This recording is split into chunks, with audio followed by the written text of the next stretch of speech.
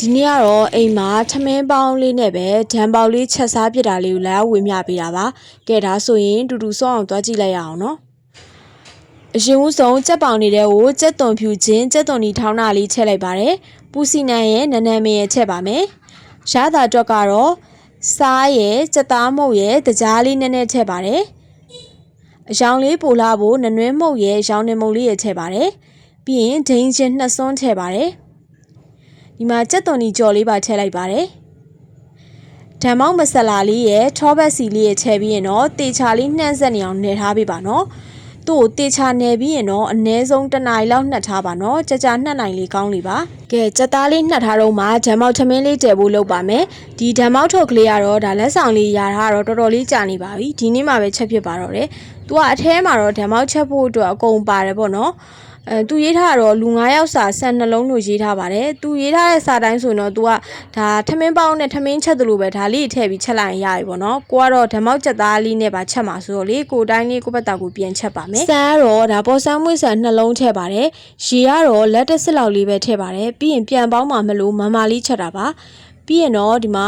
ထောပတ်စီပေါ့နော်သူ့ထုတ်ထဲမှာပါတဲ့ဟာပါပြီးရင်ကရပွေးရဖာလာစီနနက်ပွင့်ထည့်တယ်တကြားရယ်စားရယ်သူ့ထုတ်ထဲမှာပါတဲ့ရတာမုတ်လေးထည့်ပါတယ်တကယ်လို့ကိုကကြက်သားနဲ့ပြန်ပေါင်းပြီးချက်မှာမဟုတ်ဘူးဆိုရင်ဒါထမင်းချက်တဲ့အတိုင်းပဲရေထည့်သွားလို့ရပါတယ်ထမင်းလေးတည်ထားတော့မှဓမ္မောက်ကြက်သားလေးချက်ဖို့လုပ်ပါမယ်ဒီမှာထောပတ်စီရှိရင်ထောပတ်စီသုံးနိုင်ပါတယ်ကရပွေးရွက်ရယ်တစ်ချပိုးကောက်လေးရယ်နဲ့အနံလေးမှုေးလာသည်ကြီးမှုေးပေးပါနော်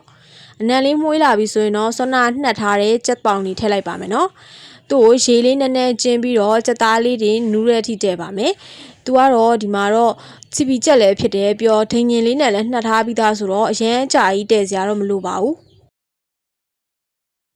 ကဲခဏလေးတည်လိုက်တာနဲ့ကြက်သားလေးကလည်းနူးသွားပါပြီ။ဒီနေသားလေးဆိုရင်တော့ချလိုက်ပါတော့မယ်။စောနာတော့ထမင်းအိုးတည်ထားတာလေးတော့ပြန်ကြည့်ပါမယ်။ကဲထမင်းအိုးလည်းကြက်သွားပြီဆိုတော့သူ့ထုတ်ထဲမှာပါတဲ့တီအိုစီရဲ့စပြေး6တွေထည့်ပြီးတော့နယ်ပေးပါမယ်သူ့ထုတ်ထဲမှာပါတာတော့နဲတော့ကိုယ့်ဘက်သားကိုထပ်ပြီးတော့ဝယ်ထည့်ထားပါတယ်သူ့ထဲမှာတော့ကြက်သွန်ဒီကြော်လေးနဲ့ကြက်သွန်ဖြူကြော်လေးပါတော့လေအားလေးပါထည့်ပြီးတော့နယ်လိုက်ပါတယ်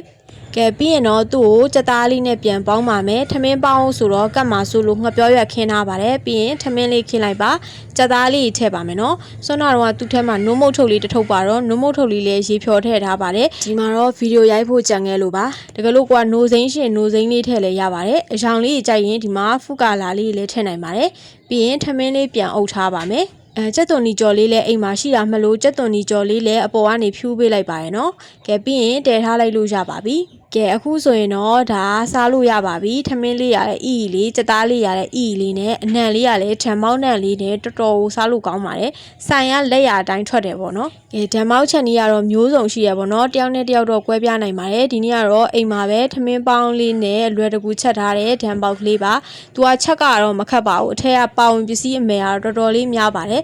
ကဲဒါကတော့အမျိုးတို့အိမ်မှာလှူစားလို့ရအောင်လို့လာရောက်ဝေမျှပေးတာပါကြည့်ရှုသူတွေအားလုံးကျေးဇူးတင်ပါတယ်ရှင်